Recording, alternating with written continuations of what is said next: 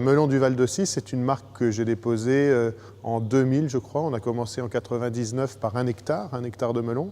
Puis derrière, 3 hectares, puis 4, puis aujourd'hui on arrive maintenant à 27 hectares cette année. On produit des melons sur l'exploitation depuis 15 ans maintenant. On est sur le Val de Loire. Val de Cis, c'est le nom. La Cis, c'est une petite rivière. Nous, on se situe exactement entre la Cis et la Loire. On est sur une région qui est une région de vallée. On a un microclimat, on a toujours 2 degrés de plus qu'une autre exploitation sur le plateau à 10 km. Ça nous permet d'avoir un ensoleillement qui est assez présent. Pour avoir le goût du melon, il faut le terroir, il faut la terre, donc une terre assez riche, assez argileuse.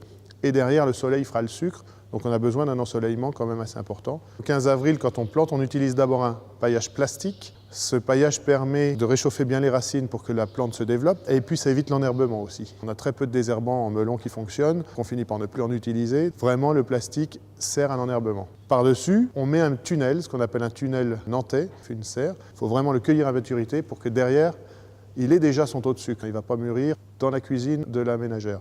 Sans résidus de pesticides, puisque bien sûr on n'utilise que des produits de contact. De toute manière, c'est à peu près que ça qui est autorisé aujourd'hui. Donc 0 résidus de pesticides dans le fruit. Du melon qu'on plante du 15 avril au 15 juin pour récolter derrière du 15 juillet au 15 septembre environ. La variété, c'est un melon charentais jaune. Melon charentais n'est pas un melon des Charentes. Melon charentais, c'est le nom de la variété. Quand on entend melon charentais, c'est pas un melon forcément produit en Charente. 95% des melons produits en France sont des melons charentais. On a un fruit qui est juteux et qui a son taux de sucre et surtout son goût qu'on retrouve grâce au sol. Le sol lui a vraiment transmis un goût. On ne fera jamais du melon dans une terre sableuse puisque ce serait de la citrouille. Les alluvions de la Loire ici vont très bien pour ça. Et donc c'est un produit qui est identifié par sa marque Val de Cis qu'on retrouve tous les ans en supermarché. Nous sommes là sur une parcelle de melon qui est en pleine récolte, en pleine production. On commence ici, nous, dans notre région, autour du 10 juillet. Ça dure environ 2 mois et demi. Et on récolte quotidiennement nos melons qu'on expédie directement en station. Ils sont conditionnés. Récolte rendue magasin, c'est 24 heures, pas plus.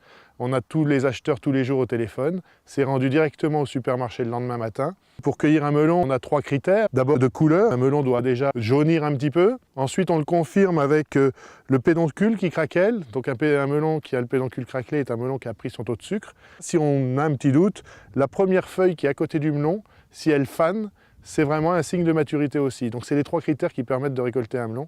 C'est pour ça qu'on passe quotidiennement, parce que si on laisse vraiment un melon mûrir trop longtemps, il se conservera moins bien. Et il risque d'éclater et de fendre beaucoup. Et dans ces cas-là, ce serait un melon qui serait déclassé, qui passerait en catégorie 2. Donc le melon est uniquement récolté à maturité. Le melon, c'est bon!